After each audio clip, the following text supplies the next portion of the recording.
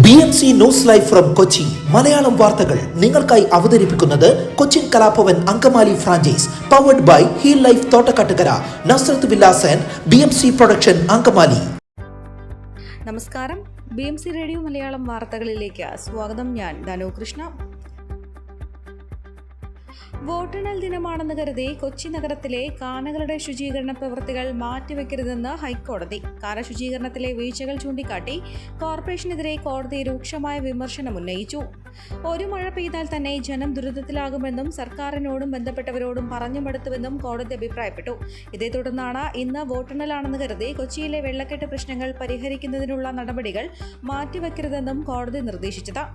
കൊച്ചിയിലെ വെള്ളക്കെട്ടുമായി ബന്ധപ്പെട്ട ഹർജികളിൽ വാദം കേൾക്കുന്നതിനിടെയായിരുന്നു കോടതിയുടെ രൂക്ഷ വിമർശനം. കേസ് വെള്ളിയാഴ്ച വീണ്ടും പരിഗണിക്കാനായി മാറ്റി. മാലിന്യവും കനാലുകളിലെ ചെടിയും നീക്കുന്നതടക്കമുള്ള ജോലികൾ വേഗത്തിൽ പൂർത്തിയാക്കണമെന്നും കോടതി നിർദ്ദേശിച്ചു.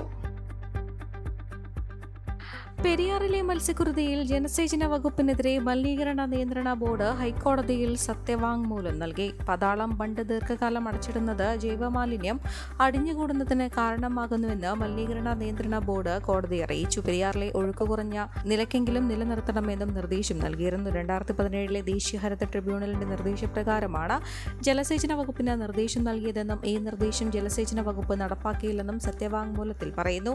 പെരിയാറിൽ രാസമാലിന്യം ഒഴുകിയതിനെ തുടർന്ന് മത്സ്യങ്ങൾ കൂട്ടത്തോടെ ചത്തുപൊങ്ങിയ സംഭവത്തിൽ കോടികളുടെ നഷ്ടമാണ് മത്സ്യകർഷകർക്കുണ്ടായത്.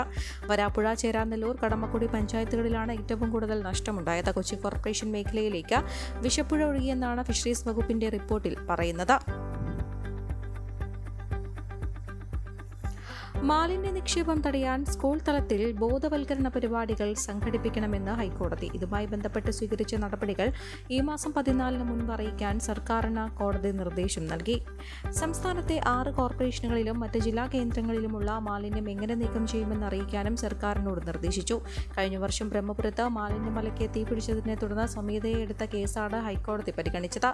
ബ്രഹ്മപുരത്ത് ബയോ മൈനിംഗ് കാര്യക്ഷമമായി നടക്കുന്നുണ്ടെന്ന് കൊച്ചി കോർപ്പറേഷൻ അറിയിച്ചു. പ്ലാസ്റ്റിക് കുപ്പികൾ ശേഖരിക്കാൻ വിനോദസഞ്ചാര കേന്ദ്രങ്ങളിലടക്കം സംസ്ഥാനത്താകെ 36,000 കളക്ഷൻ ബൂത്തുകൾ സ്ഥാപിച്ചതായും സർക്കാർ അറിയിച്ചു.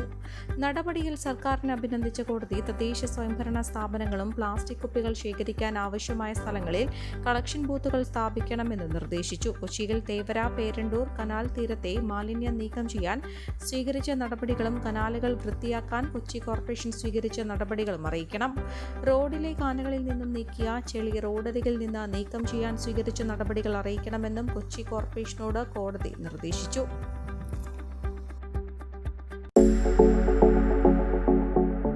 കോവിഡാനന്തര കാലഘട്ടത്തിൽ ജീവനശൈലി രോഗങ്ങളുള്ളവർക്ക് സന്തുലിതമായ ആരോഗ്യ പരിപാലനത്തിന് ആലുവക്കടുത്ത് തോട്ടക്കാട്ടുകര ജംഗ്ഷനിൽ ഹീൽ ലൈഫ് തുറന്ന പ്രവർത്തനം ആരംഭിച്ചിരിക്കുന്നു. ഫിസിയോതെറാപ്പി, സൈക്കോളജി, ആയുർവേദ ചികിത്സകൾക്കായി 8089011772 ബന്ധപ്പെടാവുന്നതാണ്. പ്ലാസ്റ്റിക് മാനുഫാക്ചേഴ്സ് അസോസിയേഷന്റെ നേതൃത്വത്തിൽ ലോക പരിസ്ഥിതി ദിനമായ ബുധനാഴ്ച പ്രമുഖ ബീച്ചുകളായ ഫോർട്ട് കൊച്ചി, കോഴിക്കോട് സൗത്ത് എന്നിവ ശുചീകരിക്കും. Clean Fort Kochi foundation, Bharat petroleum corporation, petrochemicals engineering and technology എന്നിവയുടെ സഹകരണത്തോടെയാണ് ഫോർട്ട് കൊച്ചി ബീച്ചിന്റെ ശുചീകരണം. തുടർന്ന് 2 ആഴ്ചയിലൊരിക്കൽ ബീച്ചുകൾ ശുചീകരിക്കാനും അസോസിയേഷൻ ഉദ്ദേശിക്കുന്നുണ്ട്. Stenum Asia sustainable development society, Canaries waste management എന്നീ സംഘടനകളുമായി ചേർന്നാണ് കോഴിക്കോട് സൗത്ത് ബീച്ചിന്റെ ശുചീകരണം. 150-ലധികം സന്നദ്ധ പ്രവർത്തകർ ശുചീകരണത്തിൽ പങ്കെടുക്കും. ക്ലീൻ ഫോർട്ട് കൊച്ചി ഫൗണ്ടേഷനുമായി സഹകരിച്ച് ഫോർട്ട് കൊച്ചി ബീച്ച് മാലിന്യമുക്തമാക്കുന്നതിനുള്ള സ്ഥിരം സംവിധാനമാണ് ലക്ഷ്യമെന്ന് അസോസിയേഷൻ സംസ്ഥാന president J Sunil, vice president Shahul Hameed, general secretary Muhammad Ashraf, treasurer E Santhosh Kumar എന്നിവർ പറഞ്ഞു. കോട്ടയം മണർക്കാട് അസോസിയേഷന്റെ നേതൃത്വത്തിൽ നാഷണൽ സർവീസ് സ്കീമിലെ കുട്ടികളെ പങ്കെടുപ്പിച്ച് ബുധനാഴ്ച പരിസ്ഥിതി സംരക്ഷണ ബോധവൽക്കരണവും റാലിയും പൊതുസമ്മേളനവും സംഘടിപ്പിക്കും.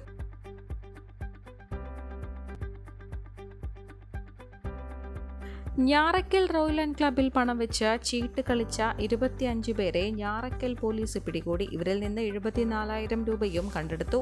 പോലീസ് കേസെടുത്ത് അന്വേഷണം ആരംഭിച്ചു. രഹസ്യവിവരത്തിന്റെ അടിസ്ഥാനത്തിലായിരുന്നു പരിശോധന.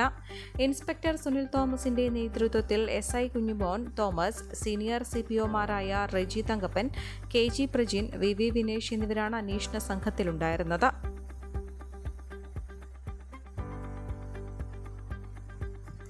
നമസ്കരിക്കാൻ എന്ന വ്യാജേന പള്ളിയിൽ കയറി നേർച്ചപ്പെട്ടിയിൽ നിന്ന് പണം കവരാൻ ശ്രമിക്കവേ പിടിയിലായി. പേഴയ്ക്കാപ്പള്ളി സെൻട്രൽ ജുമാ മസ്ജിദാണ് സംഭവം. കൊല്ലം സ്വദേശി നിസാമുദ്ദീൻ എന്നയാളാണ് പിടിയിലായത്. തിങ്കളാഴ്ച രാവിലെ 9:30 സംഭവം. പള്ളിയിൽ കയറിയ ഇയാൾ പള്ളിക്കകത്തെ നേർച്ചപ്പെട്ടി തകർക്കാൻ ഏറെ ശ്രമിച്ചു. ഒടുവിൽ പൂട്ട് തകർത്ത് പെട്ടി തുറന്നപ്പോഴേക്കും പള്ളിയിലെത്തിയ വിശ്വാസി ഇത് കാണുകയായിരുന്നു. ഇതോടെ മോഷ്ടാവ് രക്ഷപ്പെടാൻ ശ്രമിച്ചെങ്കിലും നാട്ടുകാരെ വിളിച്ചുകൂട്ടി ഇയാളെ പോലീസിൽ ഏൽപ്പിക്കുകയായിരുന്നു. മുസ്ലിം പള്ളികൾ കയറി കവർച്ച നടത്തുകയാണ് ഇയാളുടെ പതിവെന്നും പോലീസ് പറഞ്ഞു.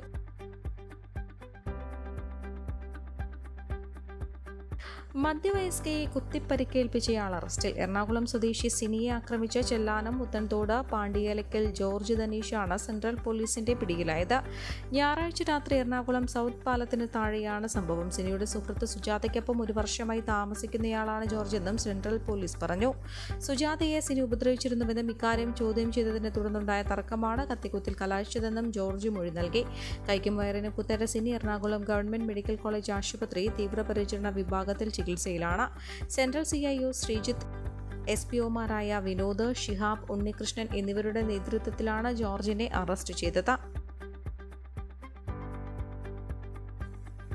ഈ വാർത്തയോടുകൂടെ BMC റേഡിയോ മലയാളം വാർത്തകൾ സമാപിക്കുന്നു. നന്ദി, നമസ്കാരം.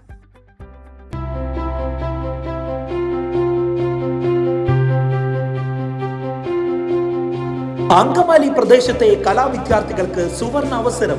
ലോക പ്രശസ്ത കലാവിദ്യാലയമായ കൊച്ചിൻ കലാഭവന്റെ അങ്കമാലി ഫ്രാഞ്ചൈസി കരയാമ്പറമ്പിനടുത്ത് എളവൂർ കവലയിലുള്ള സ്പ്രിംഗ്ഫീൽഡ് കെട്ടിടത്തിൽ പ്രവർത്തനം ആരംഭിച്ചിരിക്കുന്നു. Classical dance, cinematic dance, Carnatic music, Zumba dance എന്നീ വിഷയങ്ങളിൽ പ്രഗത്ഭരായ അധ്യാപകർ ക്ലാസുകൾ നയിക്കുന്നു. കൂടുതൽ വിവരങ്ങൾക്ക് ബന്ധപ്പെടുക 9995208614.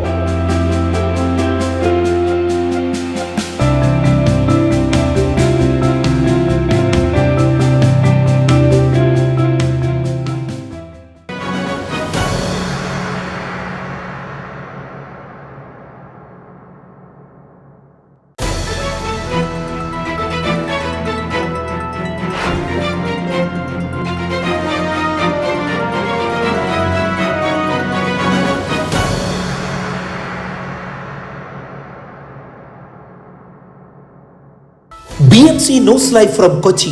മലയാളം വാർത്തകൾ നിങ്ങൾക്കായി അവതരിപ്പിക്കുന്നത് Cochin Kalabhavan Angamaly franchise, powered by heal life Thottakkattukara, Nazareth villas and BMC production Angamaly.